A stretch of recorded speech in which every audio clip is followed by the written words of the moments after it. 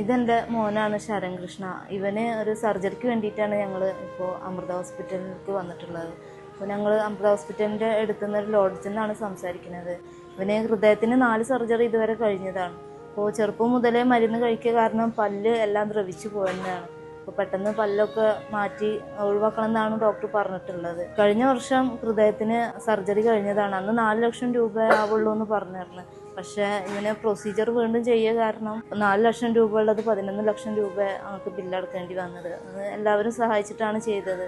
ബാക്കിയുള്ളത് കടായിട്ട് അങ്ങനെ കിടക്കുകയാണ്. ഇപ്പോൾ പല്ലിൻ്റെ പ്രശ്നത്തിന് ഏകദേശം 2 ലക്ഷം രൂപയോളം വേണ്ടി വരുന്ന പറയുന്നത്. ഭർത്താവിനാണെങ്കിൽ കൂലിപ്പണിയാണ്. ഇത് കാണുന്നവർ ഞങ്ങളെ ഒന്നും കൂടെ സഹായിക്കണം. ഞാനിപ്പോൾ അമൃത ഹോസ്പിറ്റലിൻ്റെ മുന്നിലൊരു ലോഡ്ജിൽ നിന്നാണ് നിങ്ങളോട് സംസാരിക്കുന്നത്. എൻ്റെ കൂടെയുള്ള ശരൺകൃഷ്ണ എന്ന് പറയുന്ന മോന് ഹൃദയ സംബന്ധമായ അസുഖം മൂലം കുഞ്ഞുനാൾ മുതലേ ചികിത്സയിലാണ്. ഇപ്പോൾ കഴിഞ്ഞ വർഷം 4 സർജറിയോളം ഈ കുഞ്ഞിന് ഇവിടെ അമൃത ഹോസ്പിറ്റലിൽ വെച്ച് കഴിഞ്ഞതാണ്. അന്ന് 4 ലക്ഷം രൂപയാണ് ഹോസ്പിറ്റലിൽ പറഞ്ഞിരുന്നത്. പക്ഷേ പ്രൊസീജിയറും കാര്യങ്ങളൊക്കെ കഴിഞ്ഞ് വന്നപ്പോഴേക്കും 11 ലക്ഷത്തോളം രൂപ ബില്ലായി. അന്ന് തന്നെ ഒരുപാട് സുമനസ്സുകളുടെ സഹായം കൊണ്ടാണ് സർജറി കഴിഞ്ഞിരുന്നത്. ആ സമയത്ത് കുറച്ച് ബാധ്യതകൾ ഈ കുടുംബത്തിന് വന്നു. ഇവർ വാടക വീട്ടിലാണ് കഴിയുന്നത്. അവരുടെ ഭർത്താവ് കൂലിപ്പണി ചെയ്തിട്ടാണ് കുടുംബം നോക്കുന്നത്. അപ്പോൾ ആ സർജറിയുടെ ഭാഗമായിട്ട് പല്ലുകൾക്കെല്ലാം ഇൻഫെക്ഷൻ വന്ന് എമർജൻസി ആയിട്ട് മറ്റൊരു സർജറി കൂടെ പറഞ്ഞിട്ടുണ്ട്.